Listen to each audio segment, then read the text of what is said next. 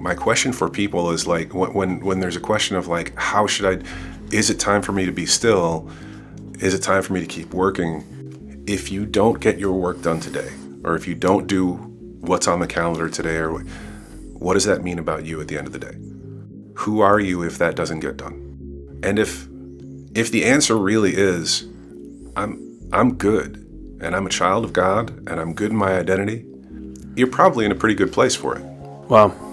But most people that I talk to, it means that there's something bad about me that I didn't get this done. That any of these messages that I hear in my ears, any of these tapes that are playing, they're actually true.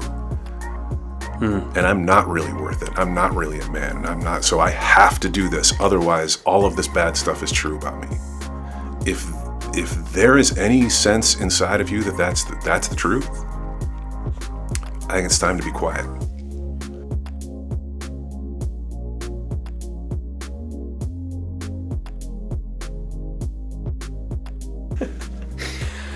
What's going on, everybody, and welcome to another episode of The White Flag. I'm your host, Jonathan Moynihan, and today I'm joined by a very special guest in person, all the way from Colorado. His name is Chris Mosher, and he is like a founder and executive director of Liminal, this incredible organization we're going to talk about.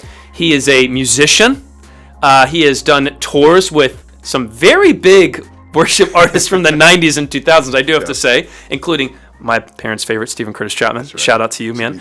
And he's also the composer of children's party theme Pirates. I went and looked up some of his discography. I don't think that's true. I don't even know what that is. Listen, I looked online and it said kids party theme Pirates, Chris Mosher. So I've never heard of that before. I swear to God, I don't know. Probably what that a false attribution, but dude. He's also just a larger-than-life man, by the way. Incredibly in shape. Handsome as always. Tall. Fellow redhead, Chris Mosher. Thanks for being on the podcast, dude. Absolutely. Thanks for having me. I looked that up, and it's like, this looks totally backwards, but I'm just going to bring it up and see what it is. I'll tell you, I don't know what that is. No honestly. Memory of it. But I spent a bunch of years doing library music. So just writing, like composing generic music that would get used in the background for TV and I never know what ends up happening with that stuff. So maybe that was it then. It could be. I don't know.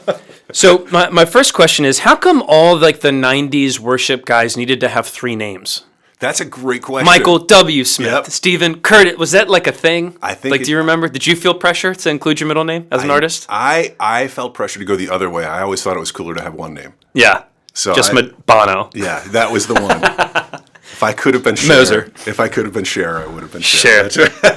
That's funny, dude. All right, next one. Who's the bigger sinner, Casting Crowns or Stephen Curtis Chapman? Just kidding. You don't have to answer that. Because you toured with both or played with both? I did Casting Crowns' first album. Cool. But that was a time, so I lived in Nashville at the time and I had home studio. I never met them.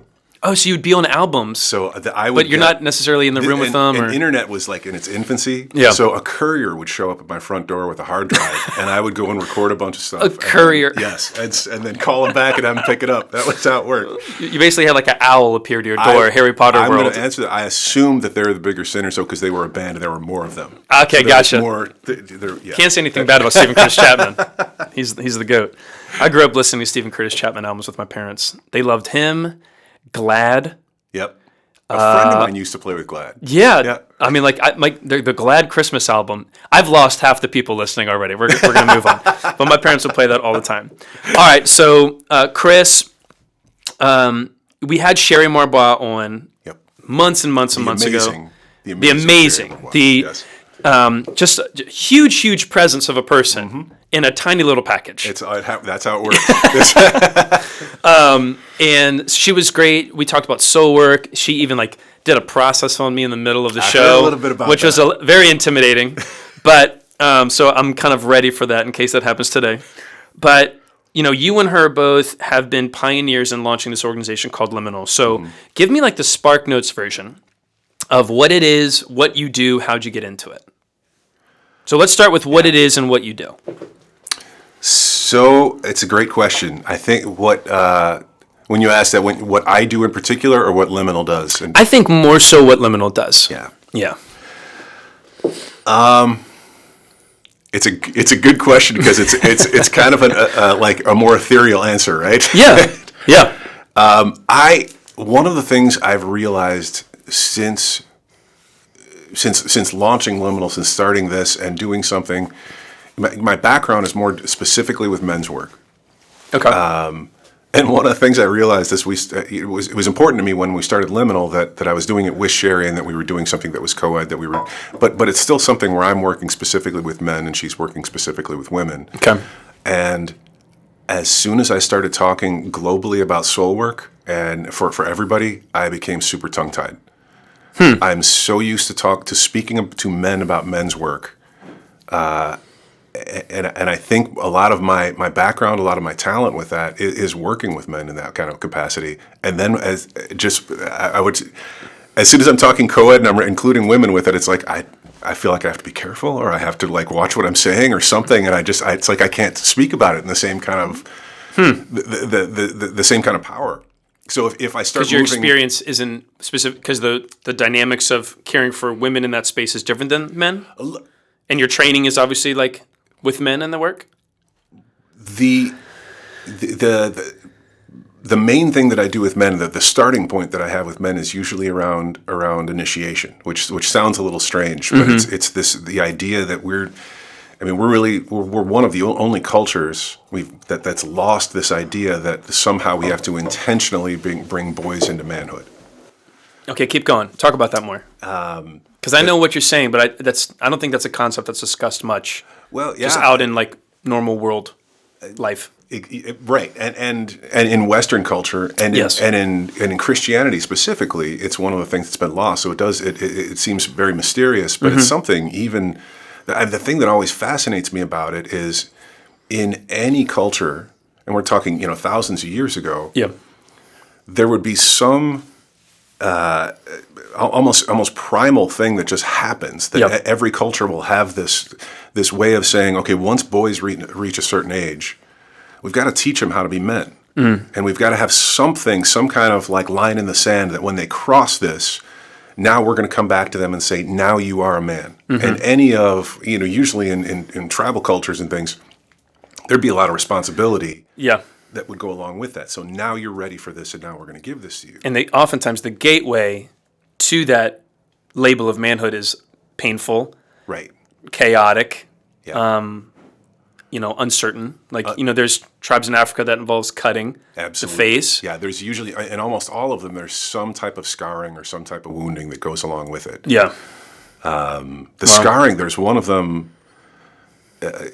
Literally, it's usually their parent. It's usually their father that would do it. But they would cut their forehead, and if they winced, if they give any kind of jarring or anything that goes along with that, they're not men. So they're taken seriously. The crazy thing about it, though, is that the patterns of initiation, they would be very similar or almost the same in tribal cultures all over the world, with no communication between any of them. This is just something that would like instinctively happen. It's like anthropological. Like it's deeply within what it means to be human that there was this need to transfer someone into like a new stage of life, a new stage of authority. And kind of fast forwarding, we look at a culture that we live in now. My experience working with a lot of men is the one question that's similar with just about every man that I talk to is some variation of, am I man enough? Yeah.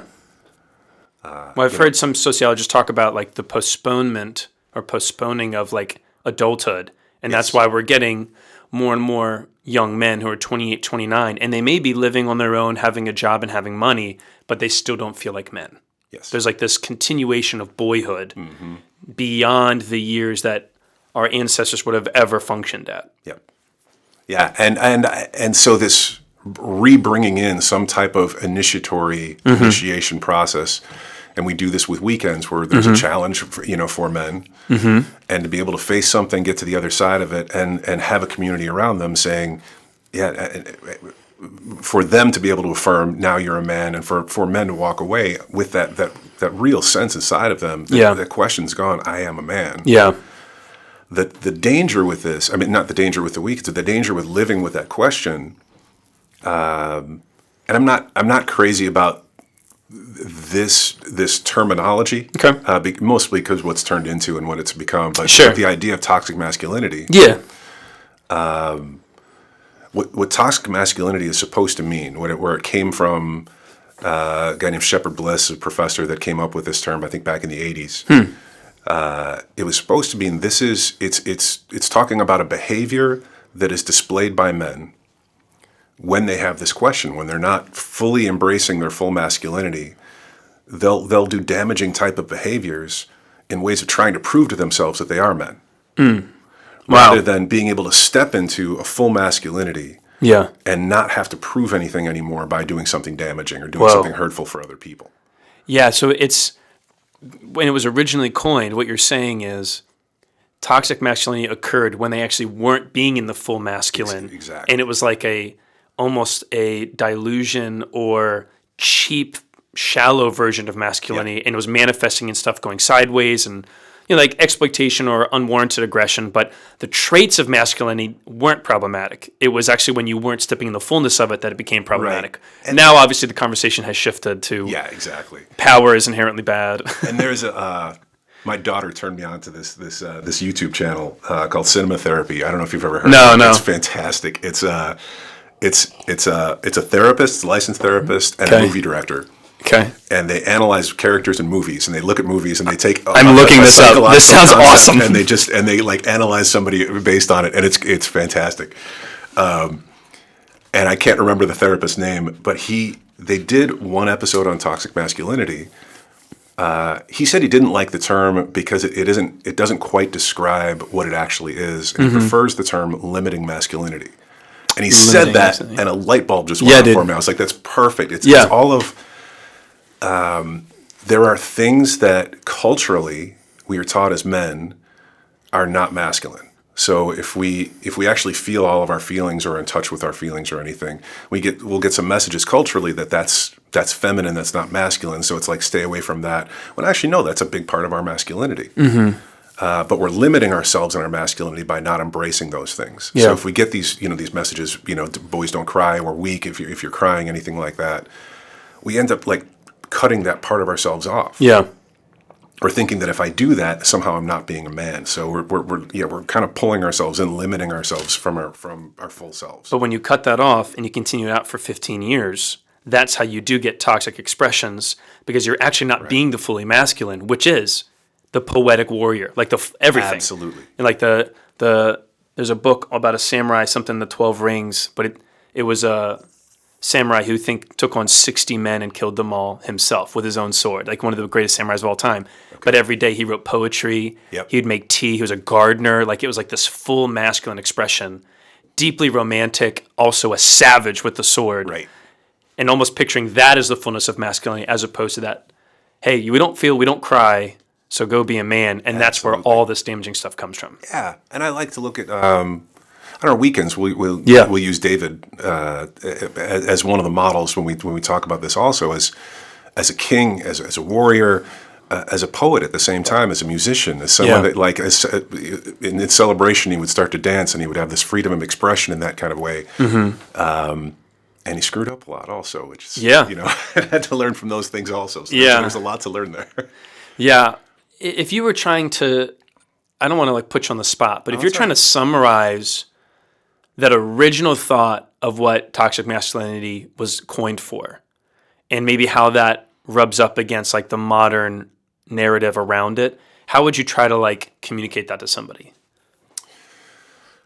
What's the big difference here of what you're getting at? I think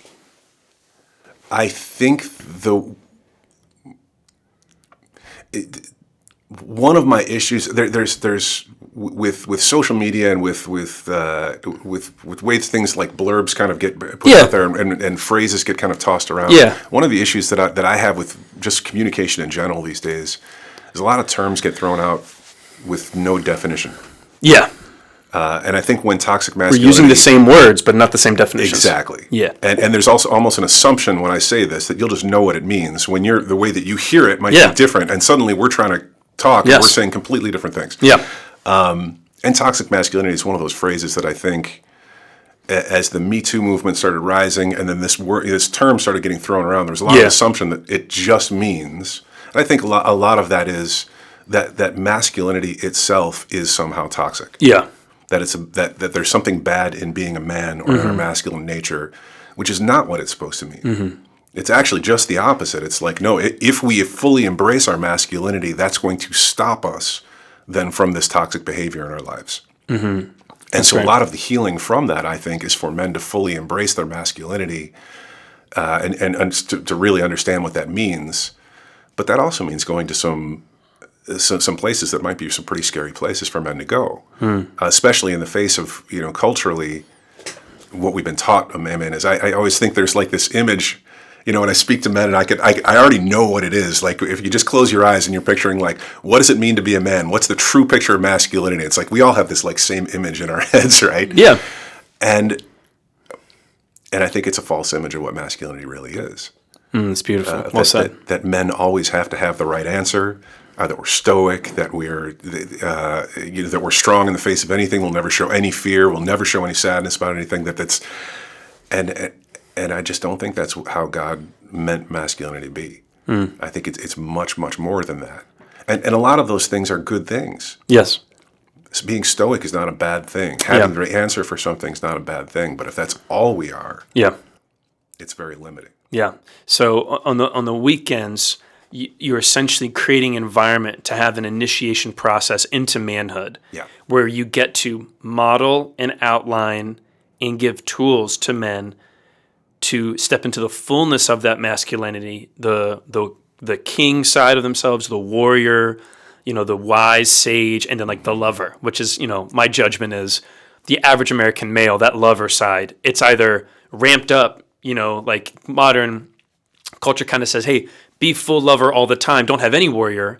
But, my generation and maybe a little older, they didn't come up with that paradigm. It was more so like be all warrior, no lover, so we shut off our emotions. But you're trying to raise up all of those levers, because when a man is all of those things, then they are powerful and loving and safe and tenacious, all of it, not just absolutely one extreme. And I think, and I always liken these things to heart, mind, soul, and strength. Yes.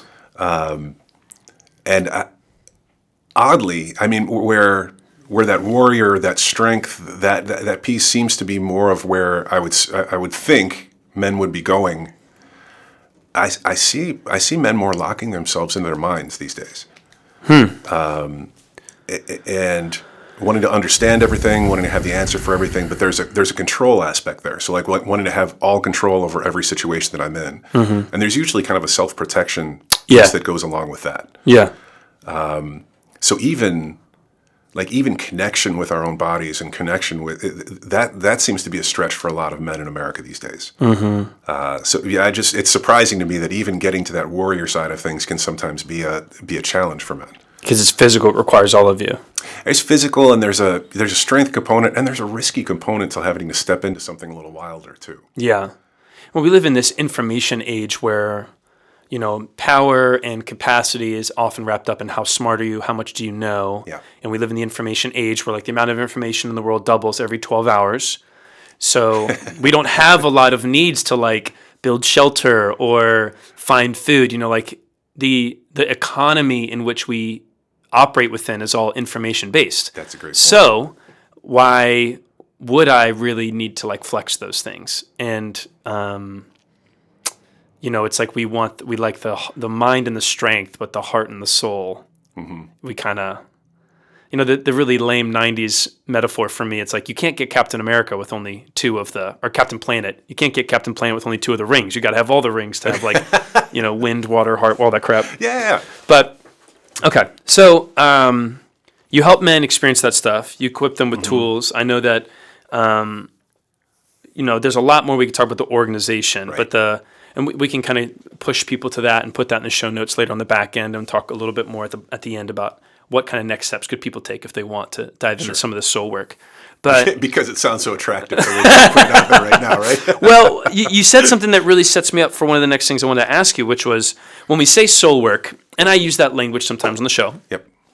Like I can see the analytics of the show. So twice a month, I do like a monologue episode where we dive into like a practice with Jesus. And it's just reflecting on things or me processing what I'm learning and being an imperfect model as people try to grow. Yeah. Then once a month, it's about an interview. And then once a month, it is a guided meditative episode where we pray through a psalm.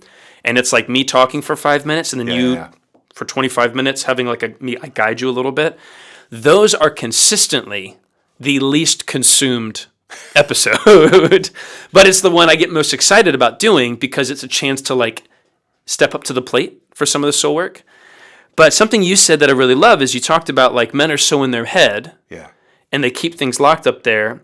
And so soul work to someone who's maybe not familiar with it, that sounds like it's just a head thing. Like, okay, I'm going to think in my head, I'm going to dive deep in within myself, and it's just my mind, just my body, not even my body, just my mind and like my ethereal spirit, almost like Gnosticism, where like the flesh is bad, the spirit is good, I'm just going to connect with God that way. But having done soul work and you being an architect of creating environments for men to do this, can you unpack a little bit how soul work is not that?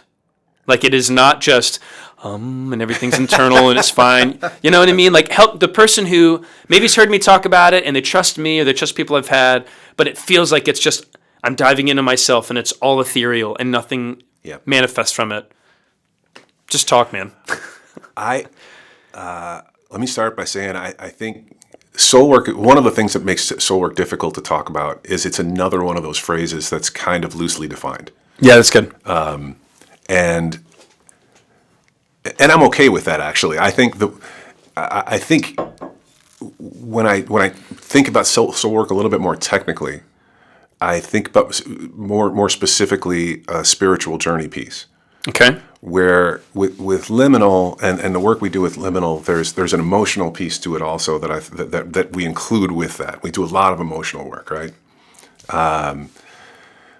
Where technically, like, so I have a couple of good friends that are spiritual directors that do a lot of the monastic stuff that you're talking about, which I really love.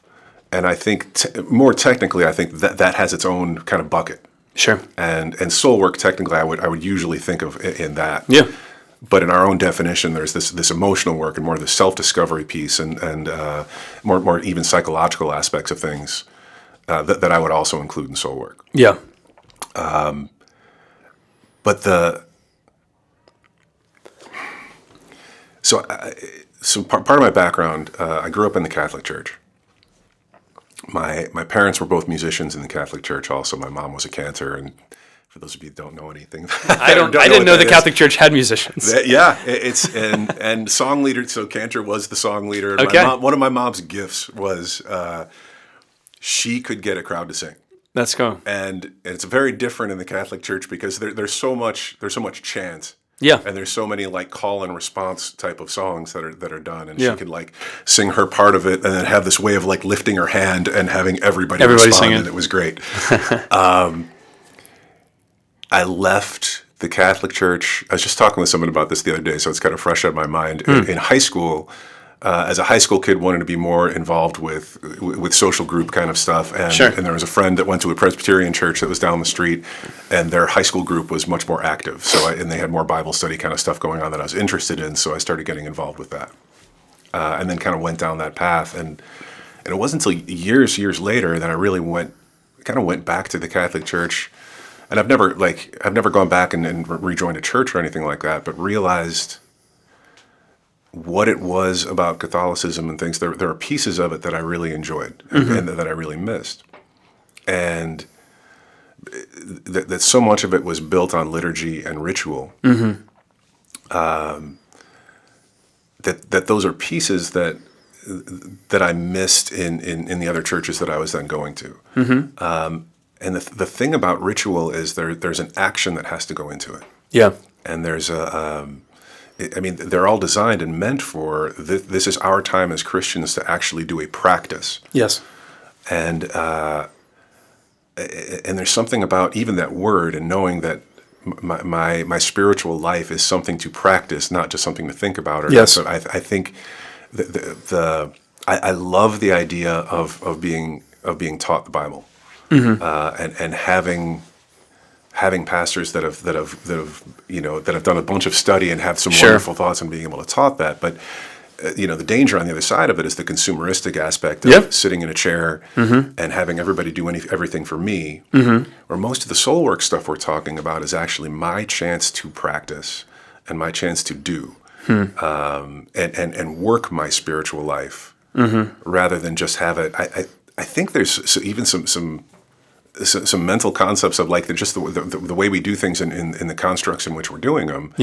That really teach us that somehow spiritual life is just going to happen. Or if I think through it enough, even the thought of prayer is a very passive approach to things, right? Sure.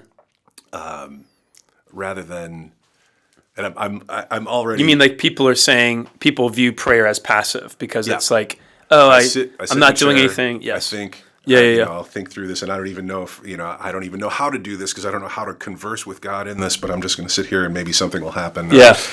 But there's something about the practice of reading a scripture in a certain way and seeing how God is speaking to me through it, but actually having to go through that practice. On the worship side of things, I remember years ago being introduced to Taizé services. Okay. And I'm not sure if you're familiar with it or not, but it's Taizé is a town in France where this came out of, which is what it's named from, but it's a prayer service.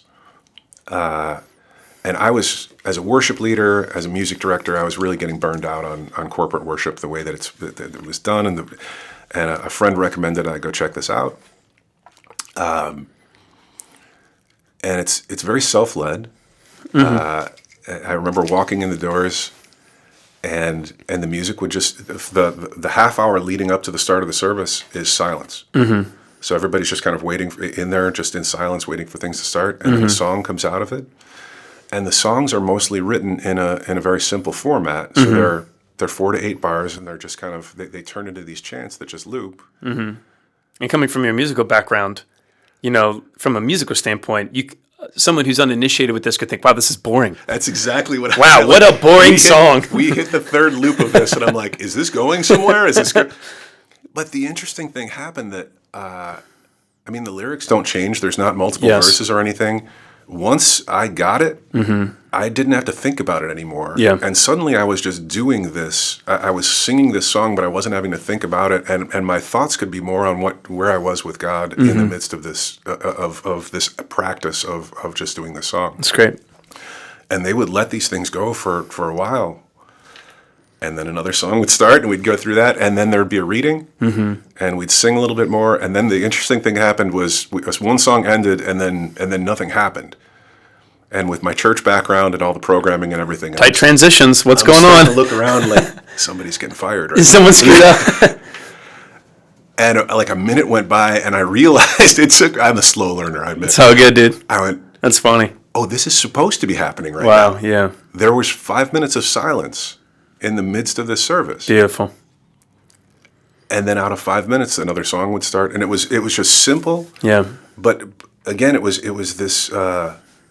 It was a bunch of people coming together, and this was in Oak Park, just outside of Chicago. It was a beautiful church, and so there were about 1,000 people there. Wow. And just in doing this simple practice. But again, it felt like getting back to a practice of worship. Rather than, and again, with my background, so much of my job was in music and worship also. Yeah. But being able to let go of some of that and actually, again, getting back to doing. Yeah. And even as I'm saying that, I know, when we started this off and you talked about the stillness and the letting go of things, there's still this duality and this balance of feeling like there's a practice of doing and then learning how to be at the same time. Yeah.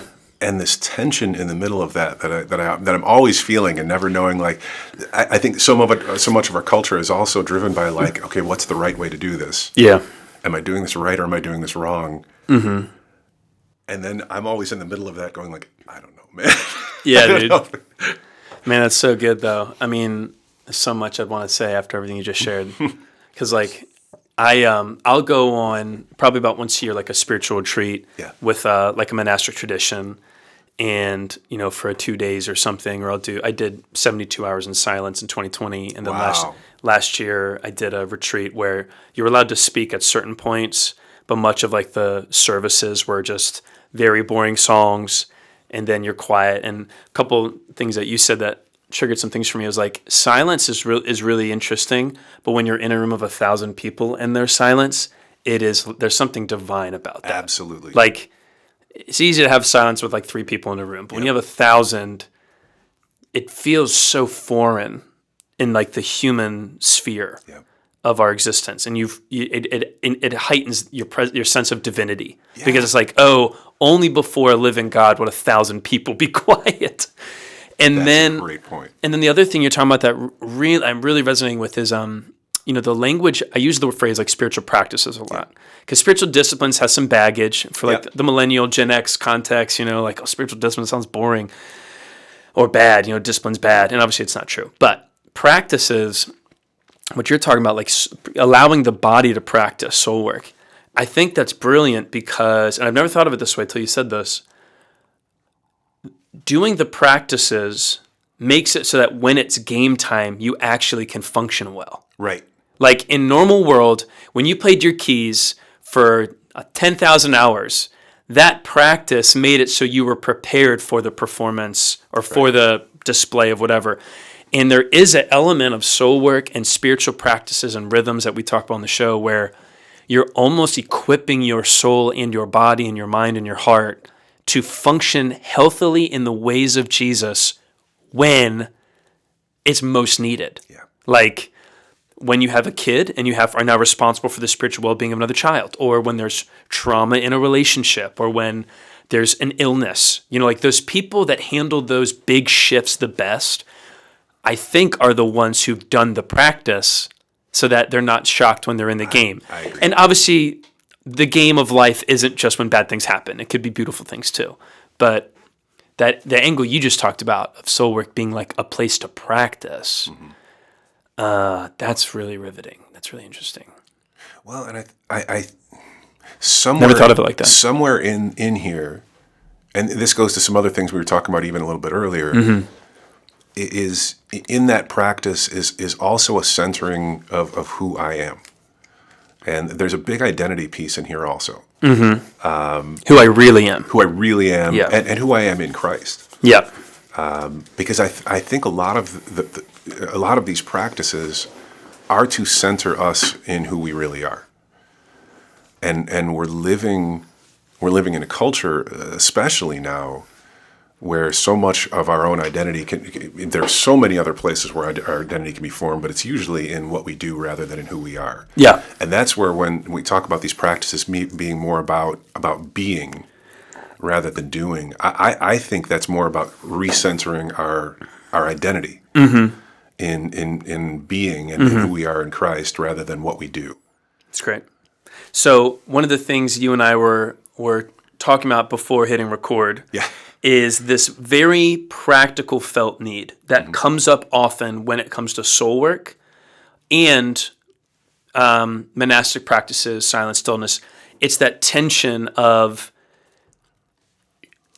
I know that I should probably model the way of Jesus and go pray and be still. Like I get those things conceptually. But then the pushback, especially in America, in a fast-paced Western, major urban environment like a Denver or, Baltimore, DC corridor, it's that side of, okay, I can't go just do that all the time. I've got problems to solve, things to do, dreams to accomplish. I got to get going. We'll do it again. I got dreams to do, problems to solve, all those things.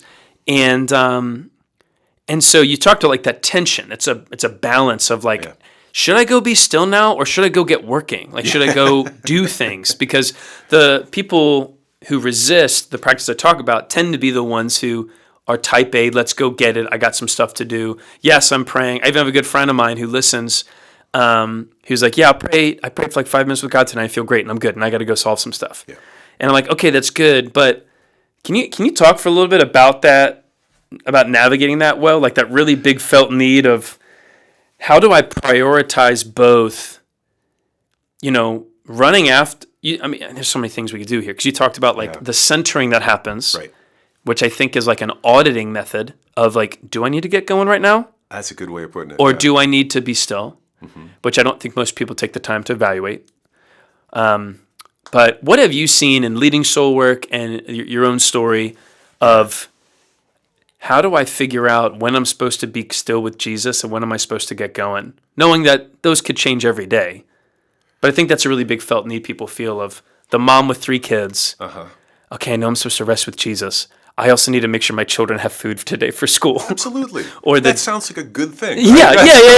Or Like my friend is a business owner and he's like, okay, I know I want to spend time with God and I want to adopt some of these things, but I also have 300 employees now that I'm responsible for caring for, and I can't just go do blank. My judgment is, I think when you're talking about centeredness, you're not necessarily talking about physical. There's a centeredness that can occur even in the midst of moving, because it's more than just sit, be stoic. But I don't know, dude. I'm just rambling here. I want to fully own. Ramble with me before I start rambling. Okay. So this organization Liminal. Yeah. We just got it launched just before COVID hit. Great timing. It was a great plan. Thanks, Holy Spirit. Wonderful. And really, with our nonprofit and everything, just put everything officially in place, just in really in the last 4 or 5 months. And so Sherry and I just stepped in as co-executive directors of the nonprofit. Great. And from the moment that I stepped into that role, all of my spiritual practices have gone went out the window completely. Yeah. I under everything you're saying. This is a very real tension for you. Understand. Wow, dude. Thanks for sharing that. That's real. The amount of seeing things go onto my calendar, and the schedule keeps getting crazier and crazier. Texts, phone calls, everything. As much as I do this work, I'm struggling with the same thing. Yeah. And I know the importance of it, and I also see the importance of needing to make sure that work gets done. Right. Yeah. One of the things we had talked about a little bit earlier, I want to bring up, and I think is one of the fears that I see the most in men when they start to do this work, and they come on a weekend and start looking and investigating some stuff into themselves. Yeah. One of the pushbacks that I get is if I get to a place where I'm okay being peaceful, or if I lose this nagging voice that's in my ear all the time, that's always saying something bad about me, that I'm afraid I'm going to lose my motivation to keep achieving and keep getting my stuff done. Yeah. In order for me to become who you're saying, I'm actually going to have to lose what I've built almost. Right. It's like you feel like you have to sacrifice some things. A lot of the baggage that we carry around in life can sometimes, there's benefits we get from it too. And that's a lot of the reasons that sometimes we'll continue carrying it because it'll motivate us to want to do better. It'll motivate us to want to show somebody or prove ourselves in some kind of way. Wow. The baggage benefits you. Yeah, absolutely. Wow. And so even though we complain about it. Yeah. Oh man, it's just holding me back. There's a risk to letting go of it. There's a risk of letting it go. Wow. And my hope, I guess my question, going back to what you were asking, my question for people is when there's a question of how should is it time for me to be still? Is it time for me to keep working? If you don't get your work done today, or if you don't do what's on the calendar today, or what does that mean about you at the end of the day? Well, who are you if that doesn't get done? Yeah. And if the answer really is, I'm good, and I'm a child of God, and I'm good in my identity, but a couple of people aren't going to get their paychecks, so I'd really like to get this done, you're probably in a pretty good place for it. Wow. But most people that I talk to, it means that there's something bad about me that I didn't get this done. That any of these messages that I hear in my ears, any of these tapes that are playing, they're actually true. And I'm not really worth it. I'm not really a man, and so I have to do this. Otherwise, all of this bad stuff is true about me. If there is any sense inside of you that that's the truth, I think it's time to be quiet. And because that's where it's your identity is not in the right place. Your identity is more in what you do, and that's not going to take you very far. And it's going to end up hurting you rather than helping you. And that's my hope for people, my hope for men specifically, when they're dealing with that, is that we can actually let go of the negative motivation of that and the pain that we're holding on to, realign ourselves with who we are in the eyes of God. So that then we can continue doing what we want to do, but because we want to do it, not because we have to do it because we'll be bad if we don't do it. Yeah, really well Does that said. make sense? Totally, dude. Okay. Yeah, because the story of Jesus, when you really plow through the four Gospels, like if you try to do it in 30 days or like a really quick thing, you just see this constant emphasis of Christ on like the heart motivations, and it's, prayer or even public prayer isn't bad. Giving isn't bad, Right. Like when Right. Jesus says, don't let your left hand know what your right hand is doing. And in the same book, he also says, let your good deeds shine for the world to see, so they may praise your heavenly Father. He's never really nitpicking the what the hands are doing as much as he's nitpicking why are the hands doing them, and that's getting back to the heart. Right. And on the flip side, then, the person who is go go go, if you take the time to evaluate with a moment of quiet of what message is going to come online if I don't do this? That's a great question that has to be centered. What advice would you have for maybe the inverse of that? The person who maybe is less inclined to activity, who likes to just sit and be still and almost embraces that like modern evangelical transcendent faith. That, my faith is up here, it's for me, but they struggle to get going or engage the body. Like, that was a really helpful tool you just gave. Yeah. Is there an inverse tool for people with a different inclination? That's a great question. I hadn't.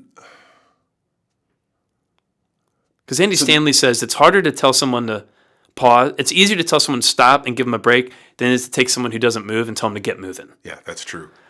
And yeah, it's obviously that's like a leadership ministry principle. But like, I'm trying to think through what is like it's like the soul or spirit angle there for someone to audit their centeredness, because there's a chance you could just be sitting on your hands.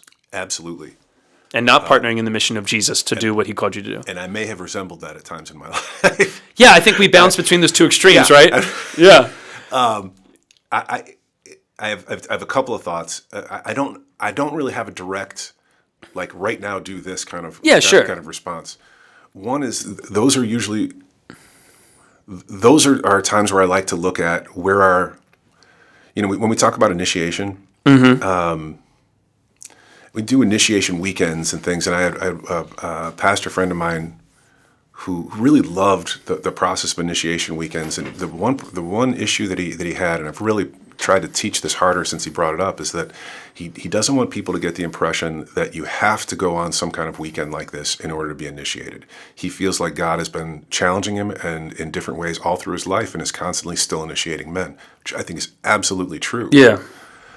And so usually my question for somebody like that is, where's God initiating you? Like, where are the challenges? Because if you are kind of sitting back, I do believe God's got challenges for us. Yeah. So where is the challenge for you that you may be avoiding?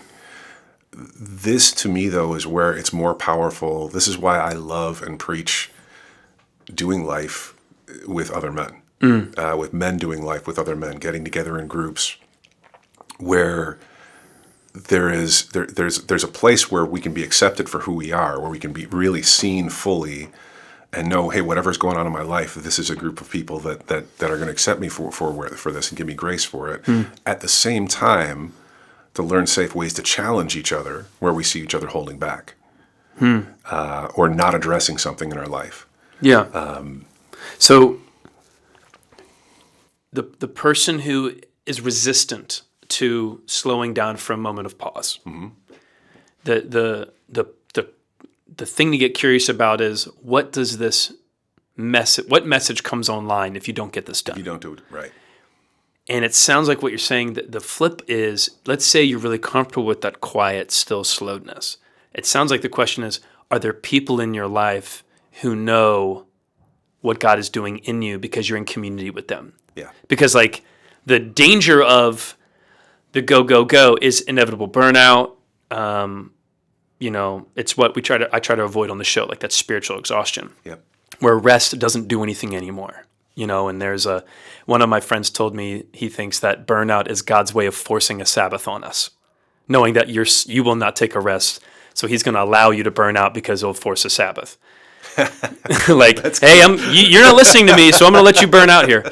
But what you're talking about is like when you're watching men do life with other men, there is a communal antidote even to jar you out of that almost complacency and stillness. Because like you can't know. I'm not doing a good articulating it, but when you were saying it, I got the sense of to the person who is all too comfortable with the quiet stillness and not doing things. The question is, do you have community?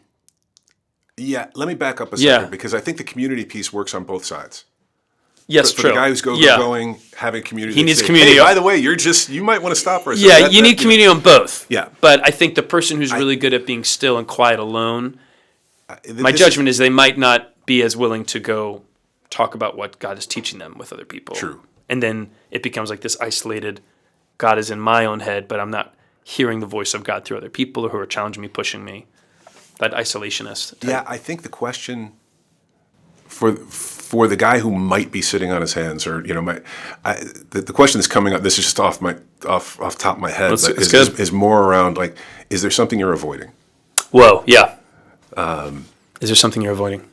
And the community piece to it is, it takes a lot of kind of self-discipline or real just plain old honesty to be able to answer questions on either side. Yeah. Really well, and to have that much self-awareness. Yeah. Because if there is something we're avoiding, I'm going to find my way to convince myself that no, I'm just being spiritual. Yeah. And this, I'm trying to connect the dots here, but that's where practice enables you to better take time to answer those questions. If the first time you're asking that question is when you're on the brink of like destruction or burnout, have you had practice to own? Have you had practice of like noticing what your body is telling you? And if you don't, you're not going to know, and then you're going to end up burning out. Right.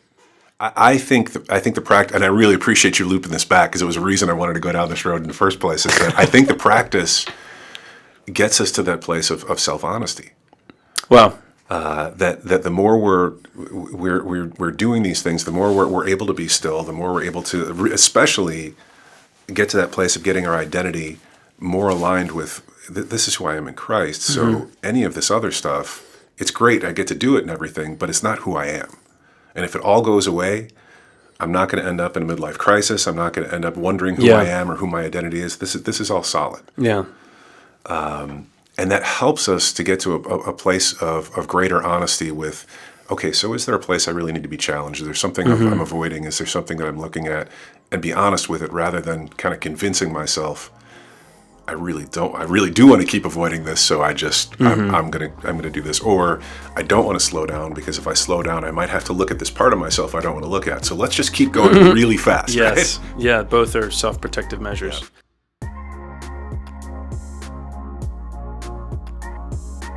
Hey, thanks for listening. That was part 1 of my 2-part conversation with Chris Mosher. Be sure to check back in next week as we wrap up the dialogue with the remaining 40 to 45 minutes left we have on the dialogue. So grateful for you. Please be sure to rate, review, retweet, repost, do whatever to help spread the word about this White Flag community. And I hope you are well and in good health. I'll see you guys again next week. Peace.